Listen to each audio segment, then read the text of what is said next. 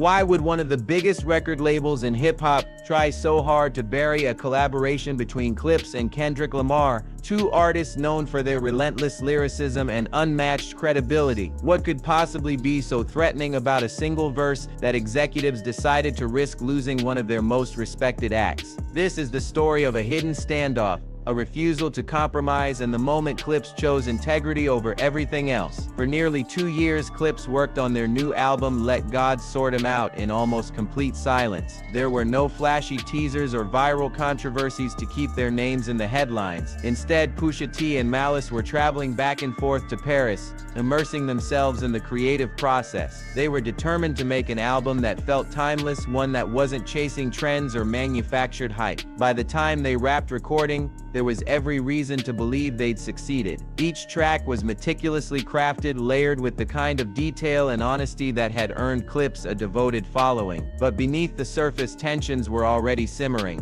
and no one realized just how explosive they'd become. When Def Jam first heard the final cut of the album, the reaction wasn't excitement, it was fear. Executives zeroed in on one track, Chains and Whips, the collaboration with Kendrick Lamar, and decided it was too controversial to release as it stood. Even Pusha T, who'd seen every side of the business over the years, was caught off guard. In his own words, it felt like the label was trying to sabotage something they didn't even fully understand. He described that moment as a total shock because there hadn't been any warning signs. Clipse hadn't been stirring up trouble or dropping incendiary statements online. They were just making music. So the idea that a single verse could derail the entire project seemed almost surreal. Fans, of course, wasted no time spinning their own theories about what had really happened. Once people spotted Pusha in the crowd at Kendrick's Boston show, the rumors took on a life of their own. Some claimed he was there to finalize the feature in secret, while others believed he'd convinced Kendrick to deliver the verse live on stage. But the truth was a lot simpler and somehow more interesting. Pusha wasn't there to negotiate anything. He was just a fan,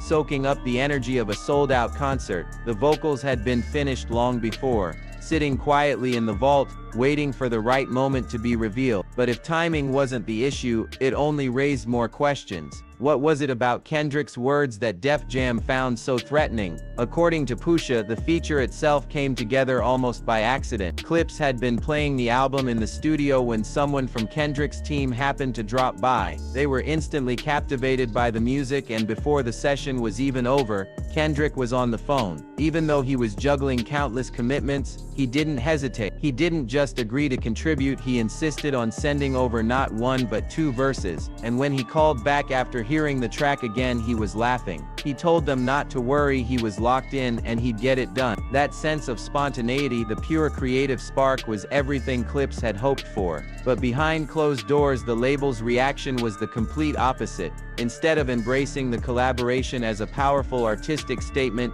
Def Jam saw it as a liability. Their first demand was simple: censor Kendrick's verse before release. But for Clipse, that was never an option. It didn't matter that Kendrick was arguably the biggest rapper alive at the time. It didn't matter that they'd spent years building the album around authentic storytelling. The idea of asking him to dilute his message to make executives more comfortable felt like the ultimate betrayal of everything they stood for. So they refused. No edits, no compromises. The verse would stay exactly as it was.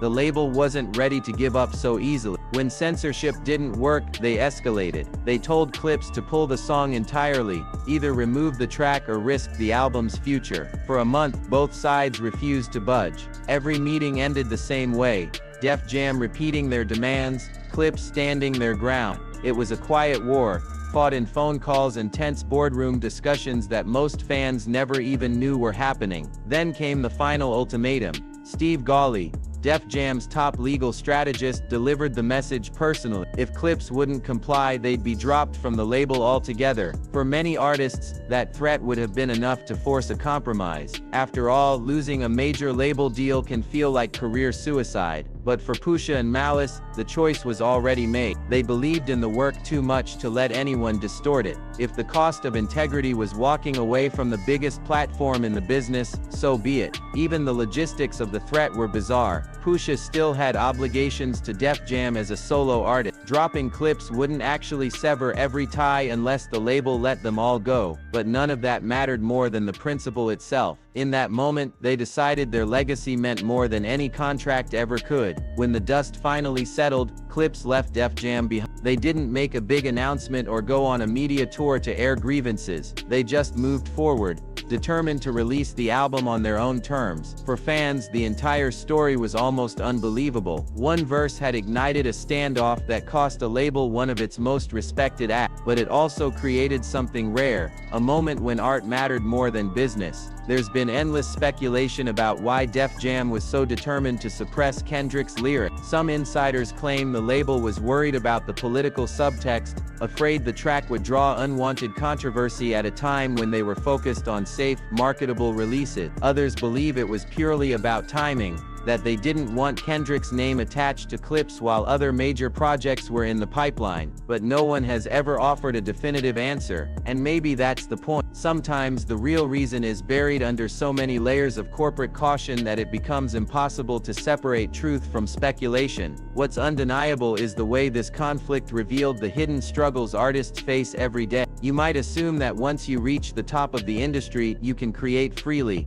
without interference. But stories like this prove that no matter how successful you become, there will always be gatekeepers trying to control the narrative. They'll claim it's about protecting the brand or managing expectations, but in reality it's often about fear. Fear of something too honest, too raw, or too unpredictable. When you think about Clipse's legacy, this episode feels like a defining moment. They could have played it safe, they could have accepted the edits and moved on, but instead they chose to bet on their vision even when the stakes were impossibly high. That decision didn't just preserve the integrity of their music, it sent a message to every other artist watching. You don't have to compromise your voice to survive. Sometimes standing your ground is the only way to protect what matters. And in the end, the very verse that sparked so much chaos reached the fans exactly as it was meant to be heard, unfiltered, uncensored. A testament to the power of refusing to fold under pressure. For anyone who ever doubted the importance of artistic freedom,